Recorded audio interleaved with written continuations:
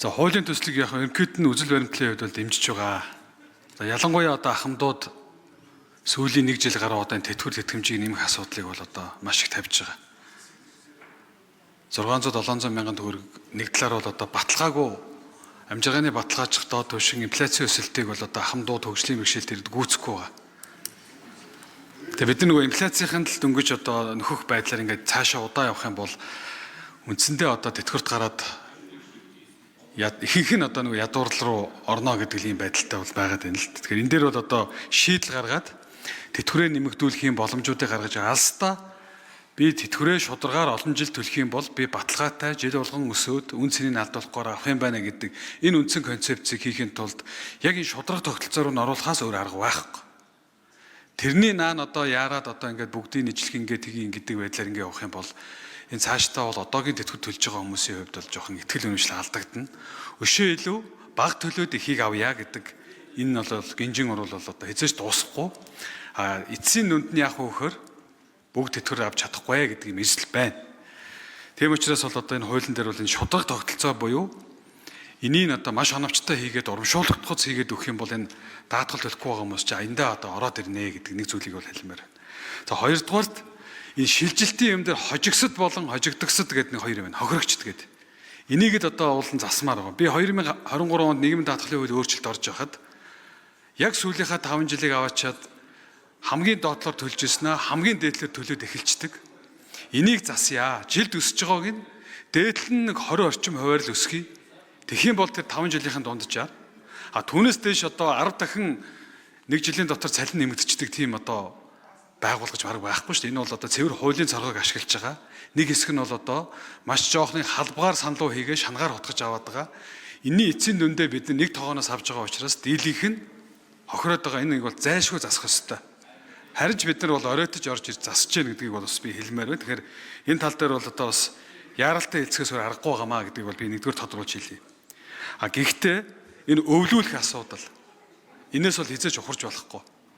Би бол одоо тэр баталгаа тэтгэврийг 50% гэж би тодруулаад асуухад нөгөө эхнэр юм уу нөхөр нь аль нэг насраа ухахад тэтгэврийнх нь 20% нэмэгдүүлнэ гэдэг нь өөрчлөгдөж юу яач вэ гэдгийг би тодруулах авчи. За дээрэс нь энэ удаагийн юун дээр одоо хууль хэлцэхэд одоо бид нар 4 жил 2 жилийн цаадах наадхыг харахгүй 20 жилийг хармаар байна. Асрах сувлах гэдэг одоо бид нар бүгдээрээ л одоо ямар нэг хин нэгний асаргаанд орно. Япон, Герман одоо Европын орнд яадаг 20 жилийн өмнөөс ирээдүйд 20 жилийн дараа хүмүүсийн дундаж насалт өшөө өснө, асрах сувлуулах хүн олон нэмэгдэнэ. Өнөөдөр 0.1% байсан ч гэсэн өнөөдрөөс хоримтлуулж эхлэе гэдгийг энийг эхлүүлмээр байна. Би яг нэг нийгмийн даатгалын хүлээгээд тодорхой асрах сувлах гэдэг юм дээр одоо энэ үйлдвэрлэлийн бас мэргэжлийн шалтгаалх өвчлийг 1% буулгаж байна. 1% буулгахаа ядаж 0.3-ыг авч үлдээд 40 наснаас дээш насны хүмүүс бүгдээрээ асрах сувилгааны даатгалыг төлье. 20 жилийн дараа тэр даатгалаараа гэртээ сувилгаа үйлчлэгээ авдаг юм тогтолцоогоо хэдүүлээ хийгээд өгье. Өнөө маргааштай одоо хадгалж байгаа боловч нөгөө талаараа энэ бол даатгалын сангийн хоримтлалыг бас тогтвортой хоримтлалыг бий болгоно.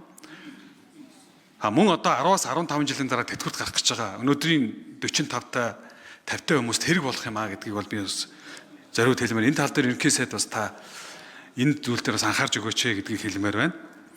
За насыг бас асуудал дээр болон за тэтгэврийг бодох дундаж одоо энэ хувилбар дээр бас бодох асуудлууд байна. Би энэ хуулийг хэлцгэсгийн дэмжичээд бас хувилбар танилцуулъя гэж бодож байна. Нэмэлт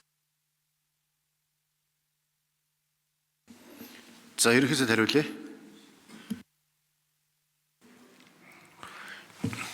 Тэгээ одоо энэ тэтгэврийн шинжил реформ гэдэг баг одоо хэдэн жилч ярьчв.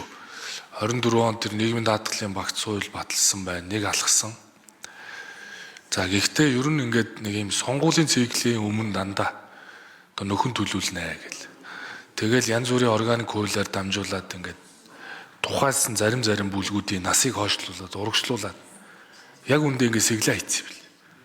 Тэгэхээр цаашаа энэ нийгмийн даатгалын сан орлого олоод зарлага бууруулах ямар ч болцоо байхгүй.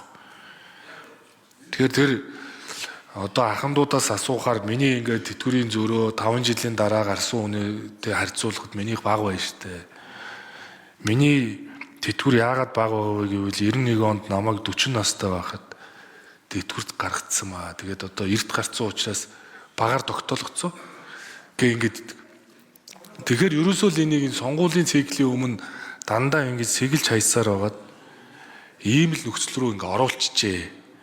Тэгэхээр энэ дуустдаггүй яриаг дуусгах нь манай засгийн газрын одоо бодлого татварч гэсэн өнөөдөр батлагдлаа. Тэгэл дуустдаггүй л яриа. Энэ тэтгэврч гэсэн. Энэ бол одоо үннийг хэлж байгаа. Энэ тэтгэврийн шинжилгээр бол. Тэрээс үш яг 9 сард нэг бүгдийг нэг 15% нэмлээ шүү гэдээ ороод ирж болно.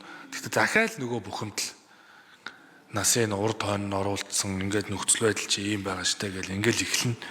Тийм учраас бол бид нар ерөөсөө цаашдаа бол нэг л хуулиар асуудлыг шийддэг болох ёстой. Тэр нэг янз бүрийн одоо хуулиудаар дамжуулж тэр тэтгэврийг насрын урагшаа хойшоо тавьдгийг болиулах хэрэгтэй гэдгийг л хийж байгаа.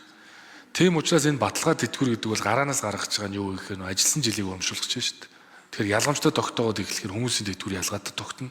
Тэр зөрүү үүсгэж байгаа 140 мянган үнэ шийдээд эхлэхээр тодорхой асуудал бол одоо ялгамжтай тогтоод эхэлнэ.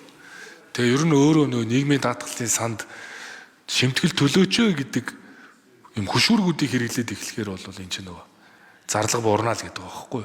Тэр ийм биш учраас хүн болгон одоо салбар болгоо өөрөө тэтгэврийн насыг наашлуулж өгөөч л гэдэг. Яг үнд. Яагаад гэхээр угаасаа 5 жилийн дараа гарлаа гэд тэр тэтгэвэр өндөр тогтохгүй юм чинь эртхэн гаргая гэдэг бодол илүү давмгаал шүү дээ. Хэрвээ илүү олон жилийг нь жил болгон 4% нэмээд яваад эхлэхүүл нэмэгдэн шүү дээ. Цалингийн 72% болох шүү нэмэгдэнэ. Тэ 1.5-ыг 2% нэмэгдэл хийгээд эхлүүл нэмэгдэнэ. Тэр ийм бодит одоо хөшүүргүүдийг хийгээд эхлэхээр энэ сангаа цаашаа аварна.